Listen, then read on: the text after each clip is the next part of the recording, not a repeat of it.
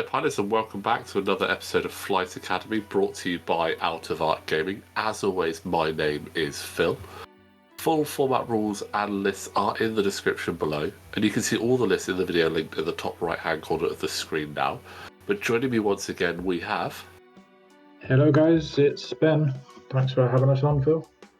No worries, Ben. Always great to have you on the channel to talk through the games. You're obviously a very experienced player in Flight Academy as well as just within our local community, so it's always good to get your thoughts on what is happening. And in this game we have more B-Wings. It's Scott with his variation B-Wing list of Gina and 10 versus the Star-Crossed lovers Annie and Padmé once again. And it looks like we've got another joust on our hands. These two are not messing around. So that's going to be... It's going to be an interesting one, actually. I'm not sure who a joust really favours here. Two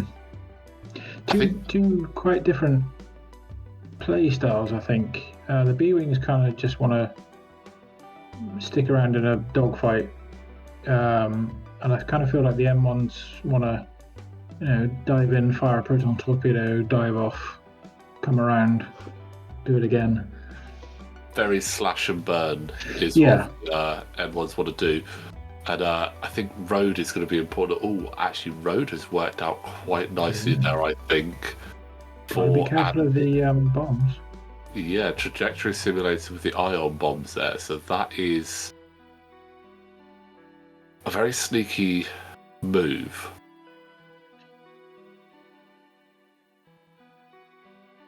In an awkward place. And Scott is going to be going just slow enough, ideally, to avoid ionizing himself. That's quite a good bomb. But Andy's going to want to get... This is really tough for Andy, because ideally he wants to move up just enough to get his target lock and then have the right range for those proton torps, but that leaves him smack bang in ion bomb range. The thing is, the M1s want to go fast as well. They want to do like a 3 maneuver where possible to try and get the Duke, not the Duke, the evade. Yeah,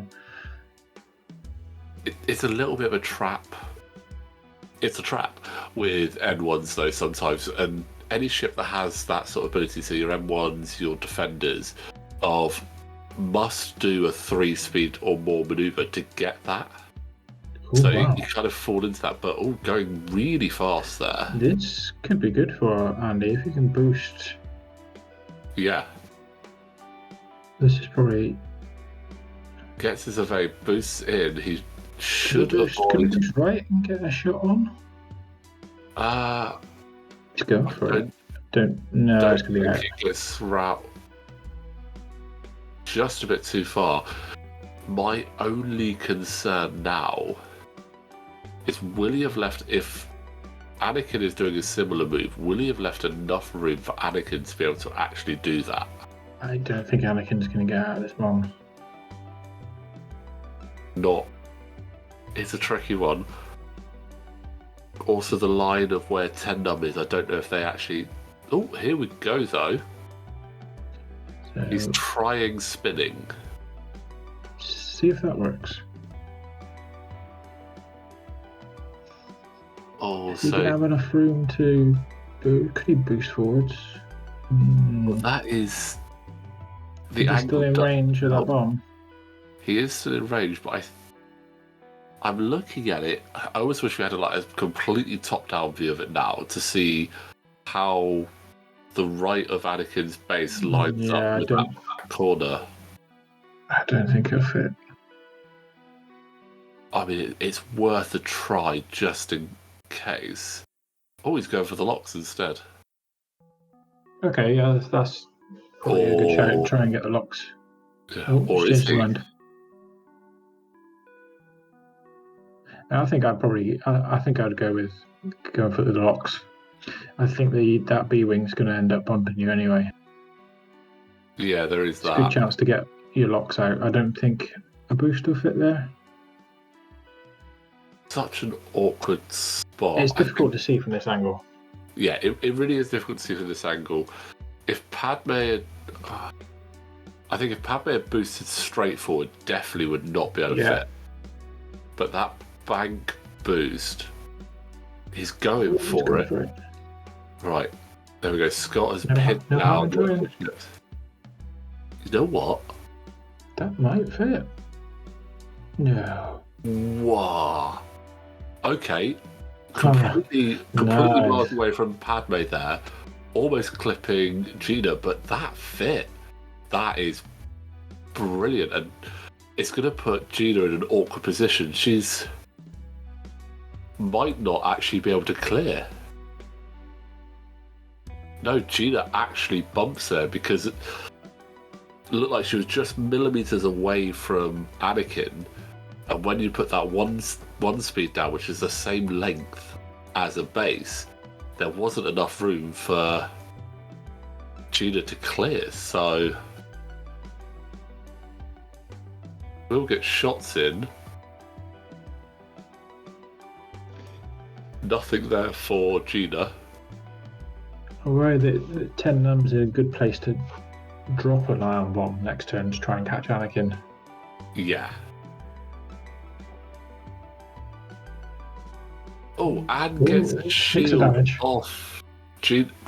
You know what? That was a good early round there for Andy. He might not have the locks and wasn't able to get the protons off, but he got a damage suit and avoided being ionized. But yeah, I highly expect 10 to drop an ion now. Padmé will be fine. Anakin might, if he does a 3 hard and maybe a boost. It's a tough one. Interesting that he's got proton cannons on 10 Proton cannons can be quite nasty if he can line that up. Yeah, they are absolutely brutal. If you can line them up and you can get a really good shot, they are great.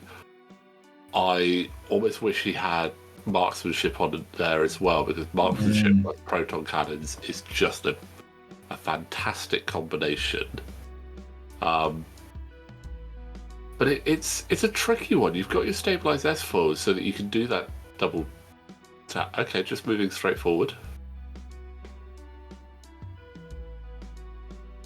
Interesting choice there. I mean, B-Wings, it's going to take a while for 10 to get back round, but as I say, proton cannons are an interesting choice because with the stabilized S4s and the ability to double tap with them, they're harder to line up, and you can only use it every third. Like once you've shot it, you can only use it every third turn after that because you need to recharge it. Sorry, every second turn. Every second turn, yeah. He's going to have to it's an choice. Yeah, he will need to boost. Yeah, I think he still needs to move. Just did you boost? I'd probably say I'd boost around to the right, and then you kind of lined up to do it. Then a 3 hard into the middle of the board. Yeah, I completely agree there. Okay, he's going for 1. Maybe he's just trying to get distance to get his. You really want to try and get your locks.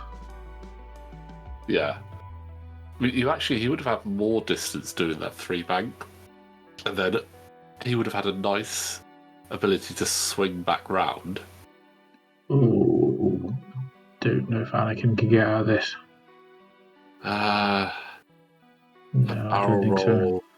Barrel roll all the way back. Oh, saying that. Okay, yeah, that's further than I thought. Looking at it, I think that might be that's fine. Just out. It's kind of hard to tell sometimes with the reduced board size. It makes it tricky to fully judge it. But this is a good Vandy, getting rid of those bombs. Yeah. I mean, that's 2 bombs dropped with nothing. So, and Gina's not exactly in a good... Well, she could she could potentially drop a bomb to like next turn a trajectory simulator.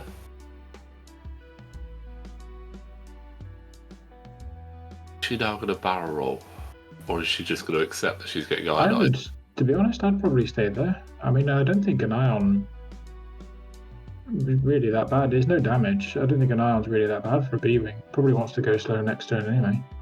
True. Just stay there and go for the better shot. The one problem is, technically, well, not technically. Oh, you'd have to break the locks.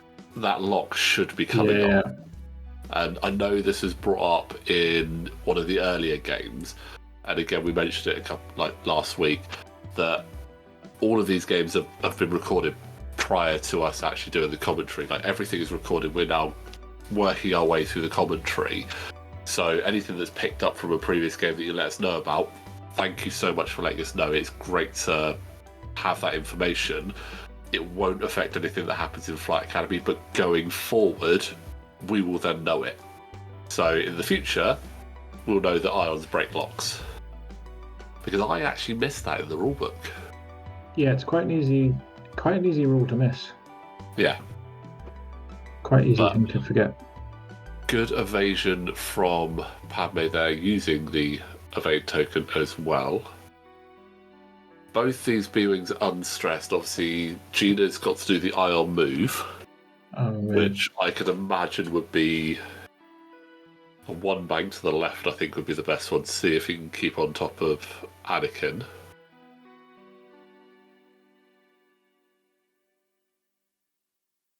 The only difficult, I think, is time.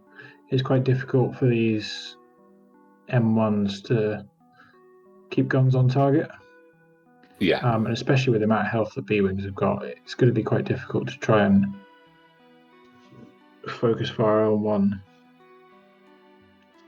It really is.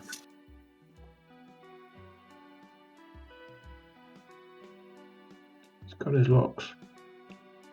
Which is good. It's nice to see the locks actually picked up there. Not the direction I would have expected. Oh, I think that's quite good. He's got plenty of space between him and the B-Wing. I think as well, because he didn't bank boost round, he didn't really have a good option for going to the right, so doing that was the only real thing he could do. And there we go, finally Tendam has actually got himself turned around there. So 7.5 minutes for him to get back into the action. Be interested to see if Scott has used Gina's ability in any of his games. So she can pass the stress off to another ship. Yeah, in fact, she must pass the stress off to a friendly ship at range 0 to 1. And he has triggered that quite a few times, actually. Okay. Which is why I was kind of expecting earlier that he might have barrel rolled Gina across, got that stress, passed it off to Tendam, and avoided the ion bomb, which I think would have been a really good option, but... It's a good combo, Gina and Ten. Yeah. I think in this, I prefer Connor's option of Ten and Braylon. The two heavy hitters. Yeah, but when you add in more ships, I've done two variations. I've done a 4 B-Wing list with Gina, Ten, Braylon, and Netrum. And I've done a 3 B-Wing and a U-Wing list, which was Gina, Ten, Braylon, and if I remember rightly, Cassian Andor, which worked quite well. Pretty sure it's that. But I like Gina with Ten and Braylon because you get the option of they might not be in a position to get a stress, so you can just get that stress on there. Oh, one more hit point on Gina, and then that's half points. Gina has got quite a bit more of a loadout. She gets an extra 4 points loadout. Yeah.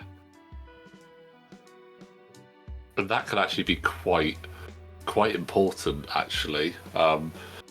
Even like Braylon and Ten have slightly different loadout points, so it's just I think it's like a 2-point difference between them, but that is enough to put a talent on one and not the other. Interesting, he's got the combo of the tractor beam. So using Gina's higher initiative, try and double tap tractor beam, and then 10 hitting hard. Get some damage in, use the tractor beam, reduce the agility. I mean, the idea would be to get a structural damage and a tractor beam on to reduce it by 2, which would just be brutal. I mean, in this case, these N1s would have no evades. But there is Ion Bomb number 3. Don't know if putting it out the back was the best option. I think it's just trying to cut off the Anakin flyover. Yeah. But I mean, in theory, I think Andy kind of wants to stick closer so that he can try and take out... Ooh. Oh, I think that's a bump. Yeah. That is definitely a bump, so that's not going to fit, so... Oh, that's an interesting maneuver. If he hadn't have barrel rolled... Oh, I don't know. That's quite a risky maneuver with the other B-wing still coming down the board. Because he doesn't have his evade. I think Andy was thinking he was doing the pre-barrel roll would give him enough space, but yeah, it's just very close. Ironically, I think he might have been better not barrel rolling or doing it the other way.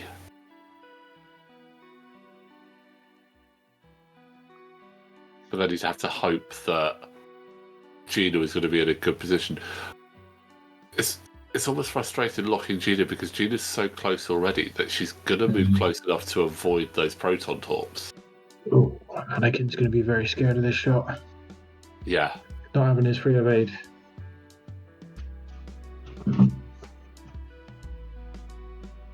No free evade, no force. He's got to rely on 2 dice with Elusive. That's a scary prospect.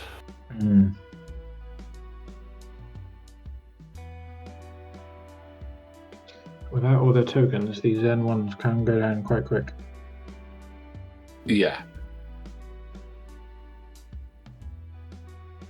It's kind of a scary thing with the N1s. They're fast and maneuverable, they've got a decent chunk of health, but it's the evades that almost let them down.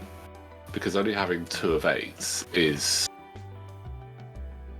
quite scary on a almost interceptor style chassis.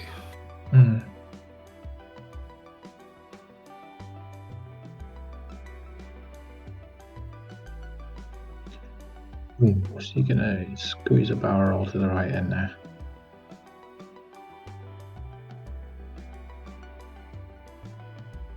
Lock barrel roll would be good, I think. I wonder if Anakin's in range of one of that bomb. Oh, he definitely I think he is. Yeah. Anakin and 10 are in range of that bomb. And I think 10 might be just out of arc of Anakin as well. This is a scary turn for the M1s. Yeah.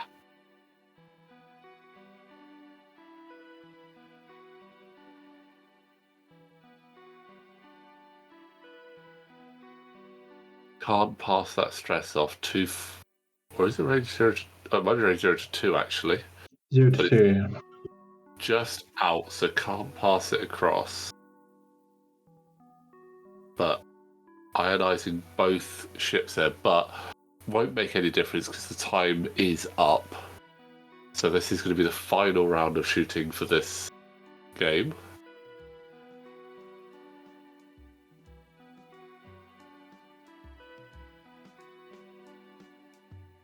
Oh, that's pretty good. That is like hitting 2 crits. And he's saving that target lock.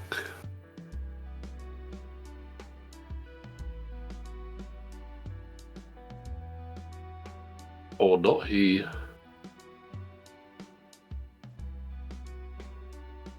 Oh, 2 blanks. Has he got Elusive? He does. Doesn't manage it, so that's both shields down on Padmé there. Not half points, not quite half points. No, needs one more on Padmé. Did he?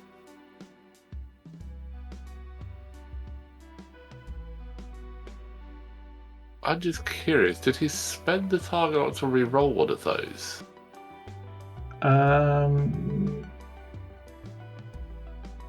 I thought he spent the target lock to re-roll one of those.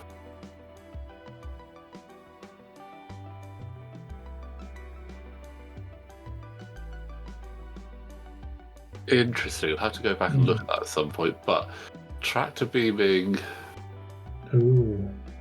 Padmé, I don't think that was the good idea. Because Andy now has the ability to go, okay then, I'll just rotate. I mean, this was the last round of the game, right? So could you not try to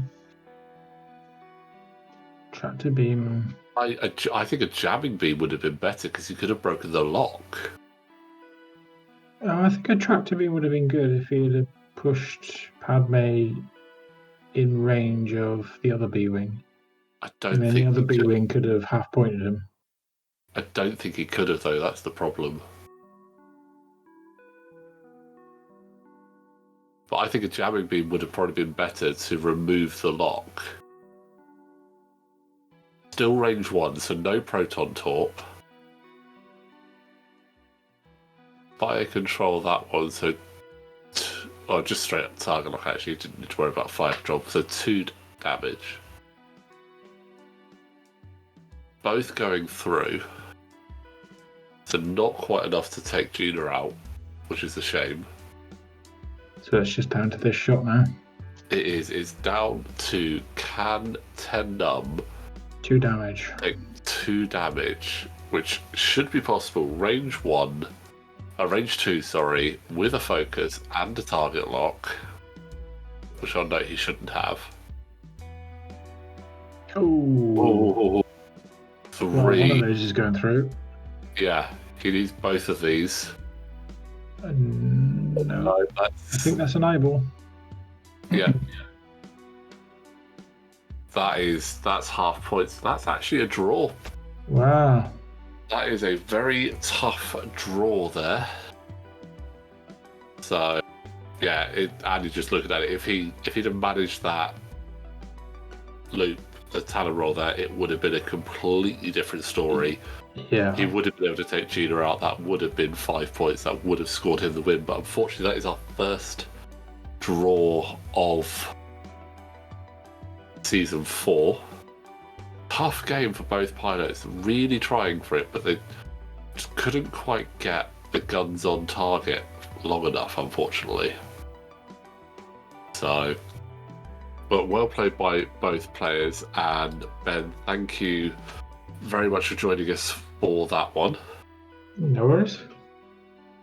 And guys, again, thank you very much for watching. We still have plenty more action to come, so don't forget, like the video, subscribe to the channel, and we will see you next time.